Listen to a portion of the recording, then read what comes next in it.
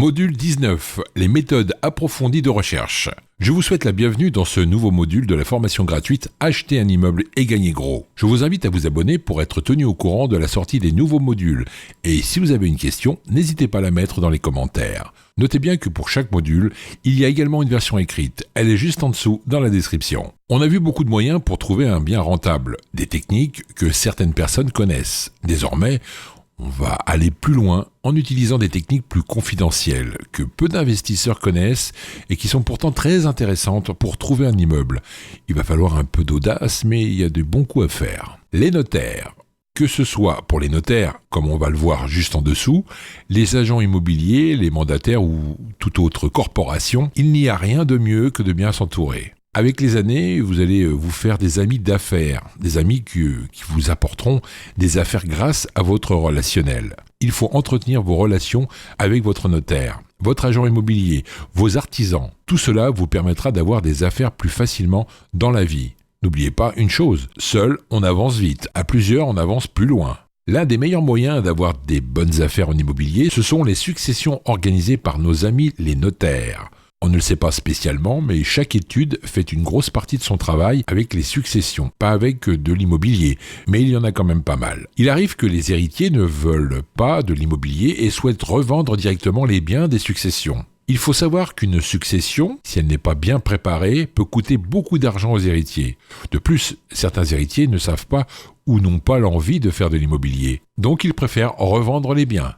Ne connaissant rien dans le domaine, il arrive qu'il laisse le notaire se charger de revendre les biens. Et c'est là qu'on rentre en jeu. Certaines offices notariales peuvent avoir des services dédiés à la revente de biens immobiliers, comme le ferait une agence immobilière. Mais peu d'investisseurs savent cela. C'est pourquoi il est intéressant d'acheter chez un notaire, car la concurrence est assez faible. La démarche pour se faire connaître envers un notaire est différente qu'avec une agence immobilière. On ne se rend pas dans une office comme dans une agence. Il faut prendre rendez-vous pour les offices ayant un service dédié à la vente immobilière. Et comme on l'a vu dans les modules précédents, avec le rendez-vous à l'agence immobilière, vous lui expliquez votre démarche, vos critères de recherche et vous laissez une carte de visite afin qu'on se rappelle de vous. Si l'office n'a pas de service immobilier, passez un coup de fil de temps en temps pour leur indiquer vos critères de recherche afin qu'ils vous rappellent s'ils ont ce que vous recherchez.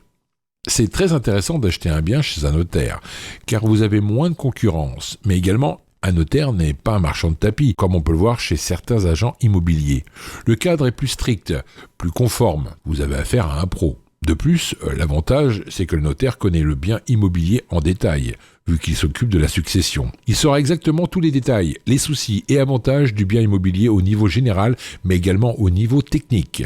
Vous avez aussi la possibilité de trouver des biens intéressants vendus par les notaires directement en ligne. Pour cela, il existe 2 principaux sites internet où vous pourrez choisir la ville qui vous intéresse. Sur ce genre de site, vous aurez plusieurs informations, un peu comme un site d'annonce classique, sauf que c'est vendu par des notaires. Voici les 2 sites que j'utilise, immonote.com et immobilier.notaire.fr. Les enchères. C'est un type de ressource pour acheter de l'immobilier assez peu utilisé car méconnu. Ce sont les enchères immobilières. C'est principalement utilisé pour les personnes initiées. Pour acheter un bien immobilier aux enchères, cela se passe en plusieurs étapes. Les ventes aux enchères se déroulent dans le tribunal de grande instance ou à la chambre des notaires. Tout le monde peut y participer, des particuliers comme des professionnels. Pour s'informer des différents biens immobiliers mis aux enchères, il suffit de se rendre sur des sites spécialisés. Personnellement, j'utilise licitor.com et enchères-public.com. Je préfère Licitor car il y a plus d'annonces sur celle-ci et le site est mieux fait et plus pratique que celui d'enchères publiques. Lorsque vous voyez une annonce de biens mis aux enchères, en général il y a peu d'informations, juste quelques lignes. Les visites sont groupées. Dans l'annonce, vous verrez les dates de visite. Pas besoin de prendre rendez-vous, il vous suffit de vous rendre sur place. Vous trouverez également les coordonnées de l'avocat et du notaire qui s'occupe de cette vente aux enchères. Ainsi, si vous avez des questions sur le bien, vous pouvez l'appeler pour en savoir plus. Il faut faire attention, car les mises à prix sont souvent basses, 1 à 2 tiers de son prix réel. Mais dans l'euphorie des enchères, il arrive que le bien parte plus cher que la moyenne du marché. Il ne faut pas faire de sentiments en immobilier, mais encore moins aux enchères. Il faut rester focus sur son objectif. Avant le début des enchères, il faut définir un prix d'achat qu'on ne dépassera pas. Pour participer aux enchères, c'est simple. Si cela se passe à la chambre des notaires, il faut remettre un chèque de consignation, dont le montant sera fixé par le notaire en charge du dossier. Si vous n'achetez rien, le chèque vous sera rendu. Si ça se passe au tribunal, il faut venir avec un avocat qui soit inscrit à l'ordre de juridiction concerné. Vous lui indiquerez combien vous souhaitez mettre au maximum pour acheter le bien en vente. C'est lui qui enchérira pour vous.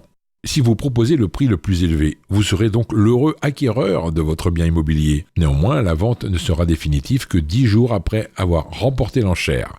Cette période de 10 jours sert à la surenchère. Si vous avez perdu l'enchère, vous avez 10 jours pour surenchérir par-dessus le gagnant de l'enchère à hauteur de 10%. Si vous faites cela, les enchères seront relancées. Si la vente se fait chez le notaire, vous avez 45 jours pour payer le bien.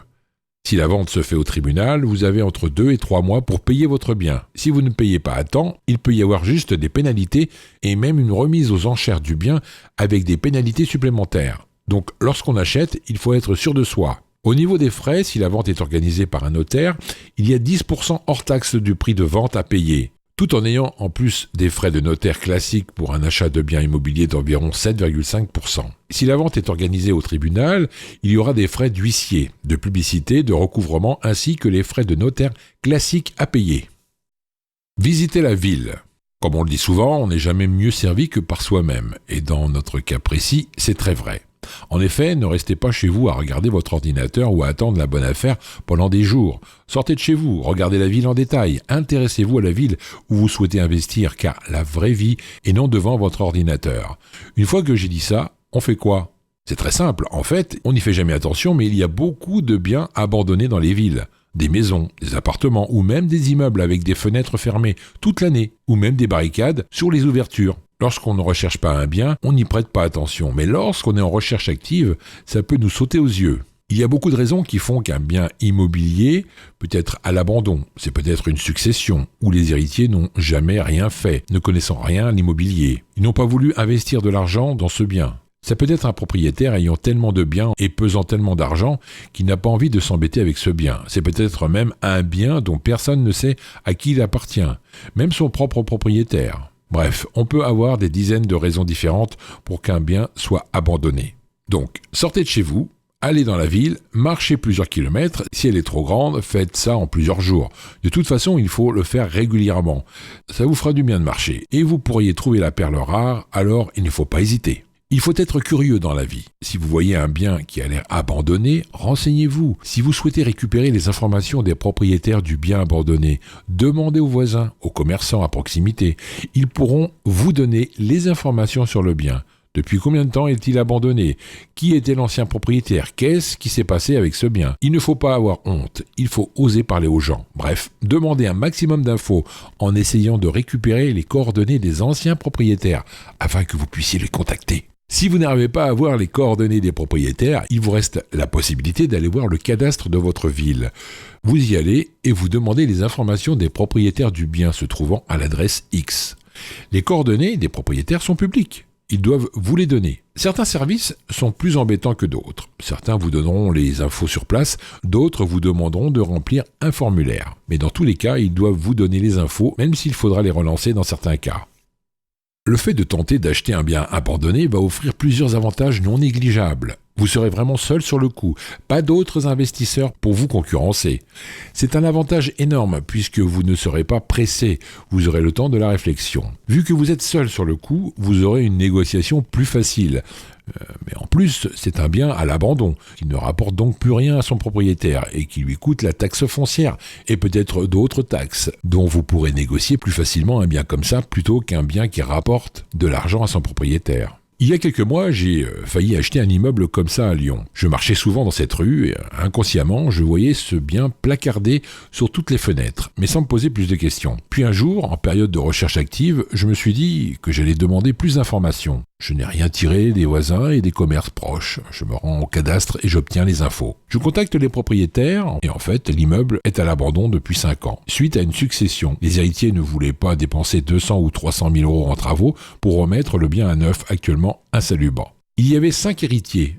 J'ai fait mes propositions, 4 étaient OK, mais le 5e, sentant qu'il y avait une affaire à faire, puisque j'étais intéressé, s'est associé avec un ami et a acheté l'immeuble. C'était une très bonne affaire, mais elle m'est passée sous le nez. Le plus important, c'est de tenter. J'aurais pu avoir cette très belle affaire en ayant simplement cherché dehors un bien à l'abandon.